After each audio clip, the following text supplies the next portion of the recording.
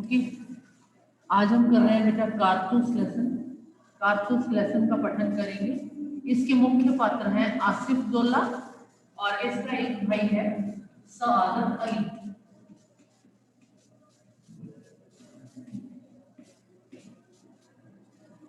इसका भाई है सआदत अली। बेटा आज पाठ कर रहे हैं कारतूस।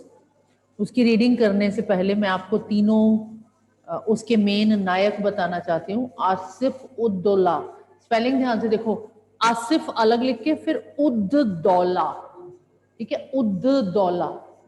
दूसरा है सआदत अली, ठीक है, ये दोनों भाई हैं, दोनों भाई हैं। आसिफ उद दौला के कोई संतान नहीं है, ठीक है, तो ये सआदत अली समझता है कि मैं राजा बन जाऊंगा आसिफ उद दौला के बाद, ये ऐसा सोचता है। लेकिन आसिफ उद दौला के एक संतान पैदा हो जाती है जिसका नाम है वजीर अली।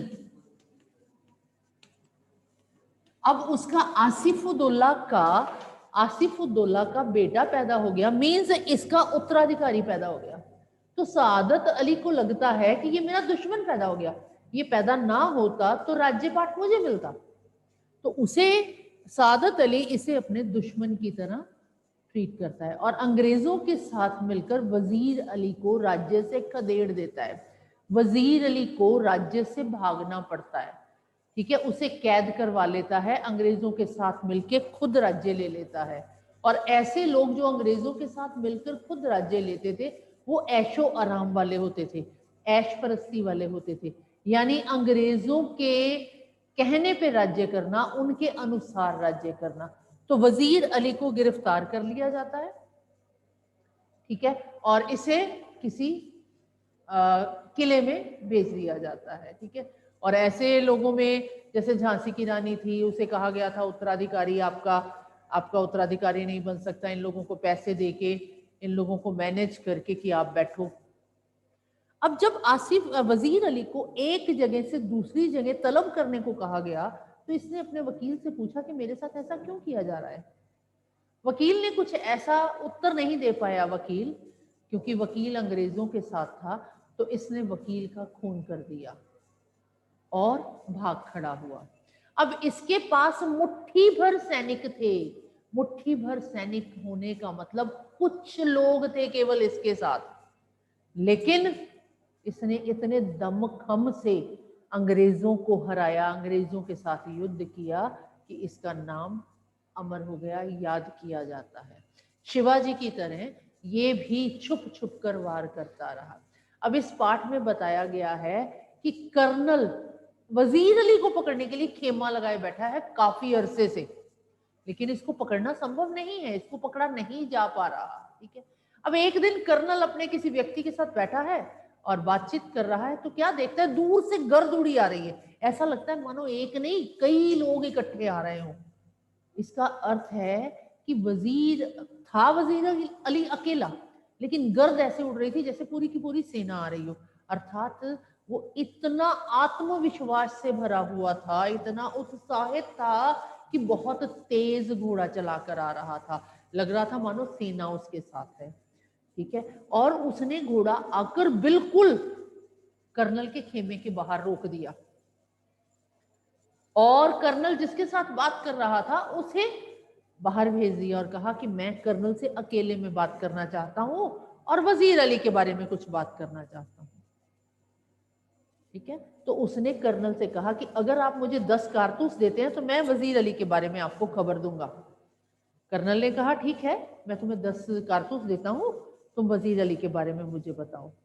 उससे 10 कारतूस लेके उसी पे एक बंदूक तान के उसी को वहां माफ करके ये खेमे से बाहर आ गया और चला गया। अब कर्नल हक्का बक्का हुआ, उसे ताक रहा था, उसे देख रहा था और उसकी जांबाजी पे हैरान था।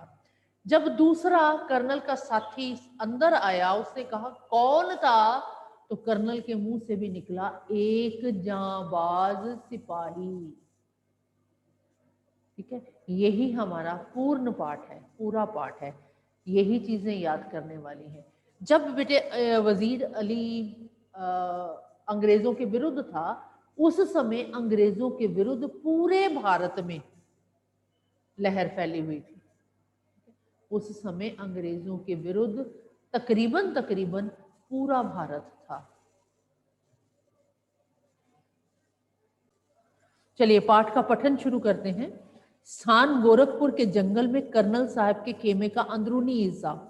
दो अंग्रेज बैठे बातें कर रहे हैं, कर्नल कार्लिज और एक लेफ्टिनेंट खेमे के बाहर। चांदनी छिटकी हुई है, अंदर लैंप जल रहा है, यानी रात का समय है। कर्नल, जंगल की जिंदगी बड़ी खतरनाक होती है। लेफ्टिनेंट, हफ्तों हो गए यहाँ खेमा डाले हुए, सिपाही भी तंग आ गए हैं। ये वजीर अली आदमी है या भूत, हाथी नहीं लगता। कर्नल, उसके अफसाने सुन के रॉबिन हुड के कारनामे याद आ जाते हैं। अब यहाँ प्रश्न उठता है, रॉबिन हुड कौन था? इंग्लैंड की सत्ता के विरुद्ध अकेला लड़ने वाला रॉबिन हुड, ठीक है, अंग्रेजों की, इंग्लैंड की सत्ता के विरुद्ध लड़ने वाला। अंग्रेजों के खिलाफ उसके दिल में किस कदर नफरत है। कोई 5 महीने हुकूमत की होगी, मगर इस 5 महीनों में वो अवध के दरबार को अंग्रेजी असर से बिल्कुल पाक कर देने में तकरीबन कामयाब हो गया। किसकी बात कर रहे हैं? वजीर अली की। 5 महीने उसने राज्य किया, लेकिन अपने उस एरिया को अंग्रेजों से मुक्त कराने में कामयाब हो गया। कर्नल कार्लिज, ये सादत अली कौन है? आसिफुद्दौला का भाई, वजीर अली का और उसका दुश्मन। भाई है आसिफुद्दौला का, लेकिन दोनों का दुश्मन। असल में नवाब आसिफुद्दौला के यहाँ लड़के की कोई उम्मीद नहीं थी। वजीर अली की पैदाइश को सादत अली ने अपनी मौत ख्याल किया, जैसे मैंने आपको पहले बताया। मगर सादत अली को अवध के तख्त पर बिठाने में क्या मसलहत थी? सादत अली हमारा दोस्त है और बहुत ऐश पसंद आदमी है, इसलिए हमें अपनी आधी मुमलिकत या जायदाद दे दी और 10 लाख रुपए नगद। अब वो भी मजे करता है और हम भी। ये अंग्रेज कह रहे हैं कि अब वो भी मजे करता है और हम भी मजे करते हैं। सादत अली ने हमें आधा राज्य पाठ दे दिया है। सुना है ये वजीर अली आसिफ अफगानिस्तान के बादशाह शाह जमा को हिंदुस्तान पर हमला करने की दावत दे रहा है। यानी वजीर अली अफगानिस्तान, यानी दंगा कहाँ शुरू हो चुका अंग्रेजों के खिलाफ? अफगानिस्तान में भी। हम उन एरियाज को, उन इलाकों को याद रखेंगे ताकि हमें याद रहे भारत में हर जगह ये दंगे शुरू हो चुके थे।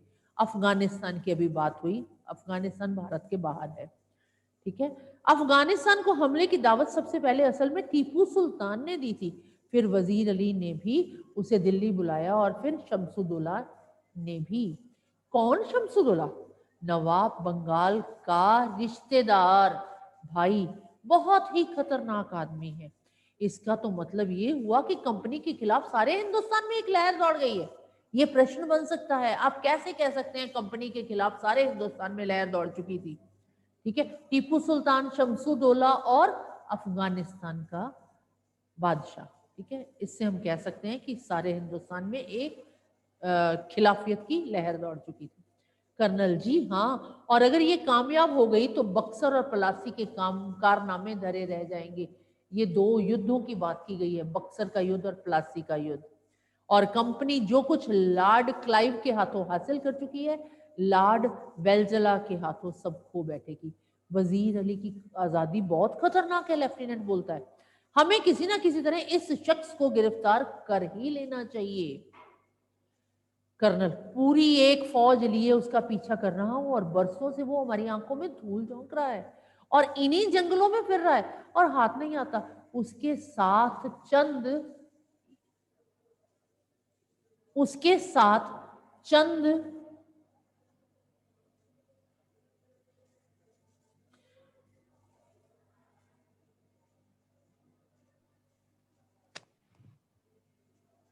आजादी बहुत खतरनाक है, हमें किसी ना किसी तरह इस शख्स को गिरफ्तार कर ही लेना चाहिए। पूरी एक फौज लिए उसका पीछा कर रहा हूं और बरसों से वो हमारी आंखों में धूल झोंक रहा है। मुट्ठी भर आदमी और ये दमखम। सुना है वजीर अली जाति तौर से भी बहुत बहादुर आदमी है। मुट्ठी भर आदमी और ये दमखम, ऐसा क्यों कहा गया है? वही हमें बताना होगा कि कर्नल वर्षों से वहां खेमा डालकर, हफ्तों से वहां खेमा डालकर बैठा है, लेकिन वजीर अली को वो पकड़ नहीं पाया। वजीर अली को पकड़ना बहुत मुश्किल है। माना जाता है वजीर अली जाती तौर पर भी बहुत जांबाज है और छुपकर हमला करके भी अंग्रेजों के छक्के छुड़ा रहा है।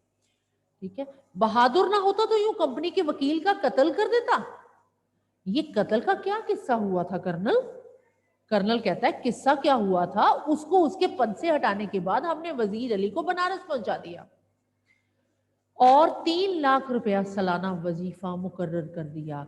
कुछ महीने बाद गवर्नर जनरल को उसने उसे कलकत्ता तलब किया, यानी ट्रांसफर कर दिया। कहां से बेटे? वजीर अली को बनारस से कहां? कलकत्ता। वजीर अली कंपनी के वकील के पास गया जो बनारस में रहता था और उससे शिकायत की कि गवर्नर जनरल उसे कलकत्ता में क्यों तलब कर रहे हैं। वकील ने शिकायत की परवाह नहीं की, उल्टा उसे बुरा भला सुना दिया। वजीर अली के तो दिल में यूं ही अंग्रेजों के खिलाफ नफरत कूट कूट कर भरी हुई थी। उसने खंजर से वकील का काम तमाम कर दिया, लेफ्टिनेंट, और भाग गया। कर्नल अपने जाने निसारों समेत आजमगढ़ की तरफ भाग गया। आजमगढ़ के हुक्मरान ने उन लोगों को अपनी हिफाजत में घाघरा तक पहुंचा दिया। अब ये कारवां इन जंगलों में कई साल से भटक रहा है, यानी अब वो घाघरा तक पहुंच गया है और आजमगढ़, घाघरा, यानी इससे पता चलता है कि हर जगह ये विद्रोह की लहर जो थी वो फैली हुई थी। मगर वजीर अली की स्कीम क्या है? स्कीम ये है कि किसी तरह नेपाल पहुंच जाए। एक और एरिया आ गया, आजमगढ़, घाघरा, अब नेपाल। किसी तरह नेपाल पहुंच जाए, अफगानी हमलों का इंतजार करे, अपनी ताकत बढ़ाए, सआदत अली को उसके पद से हटाकर खुद अवध पर कब्जा करे और अंग्रेजों को हिंदुस्तान से निकाल दे। नेपाल पहुंचना तो कोई ऐसा मुश्किल नहीं, मुमकिन है कि पहुंच गया हो।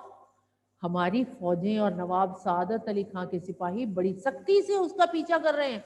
हमें अच्छी तरह मालूम है कि वो इन्हीं जंगलों में है। एक सिपाही तेजी से दाखिल होता है। कर्नल, क्या बात है, दूर से गर्द उठती दिखाई दे रही है। सिपाही से कह दो कि तैयार रहें। सिपाही सलाम करके चला जाता है।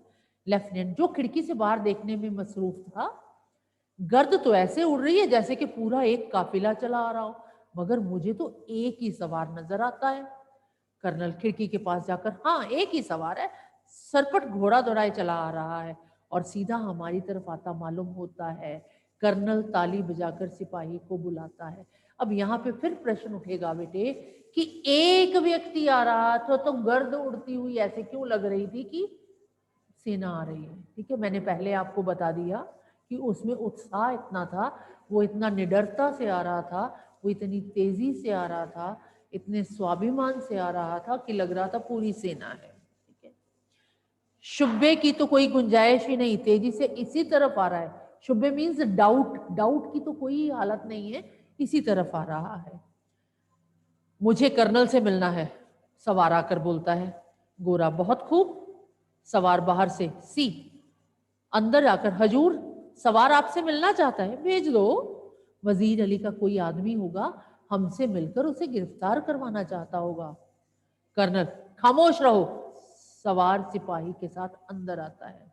सवार आते ही पुकार उठता है, तन्हाई तन्हाई। सवार मतलब वजीर अली आया था ना, तन्हाई तन्हाई। कर्नल, साहब यहाँ कोई गैर आदमी नहीं है, आप राजे दिल कह सकते हैं। दीवार हम गोश दारद तन्हाई, दीवारों के भी कान होते हैं, मुझे एकांत में बात करनी है। कर्नल लेफ्टिनेंट और सिपाही को इशारा करता है, दोनों बाहर चले जाते हैं। अब कर्नल और सवार खेमे में तन्हा रह जाते हैं। तो जरा देर के बाद, वक्फे के बाद, चारों तरफ देखकर सवार कहता है, आपने इस मुकाम पर क्यों खेमा डाला है? कर्नल कहता है, कंपनी का हुक्म है कि वजीर अली को गिरफ्तार किया जाए, लेकिन इतना लाव लश्कर क्या माने? लाव लश्कर मीन्स इतनी सेना लेके एक बंदे को गिरफ्तार करने के लिए आप प्रयत्न कर रहे हैं, क्या मतलब? गिरफ्तारी में मदद लेने के लिए। वजीर अली की गिरफ्तारी बहुत मुश्किल है साहब, खुद ही वजीर अली है और खुद ही कर्नल को डरा रहा है कि उसकी गिरफ्तारी बहुत मुश्किल है। क्यों? वो एक जांबाज सिपाही है। मैंने भी सुन रखा है। क्या आप क्या चाहते हैं? चंद कारतूस। किस लिए? वजीर अली को गिरफ्तार करने के लिए। ये लो 10 कारतूस।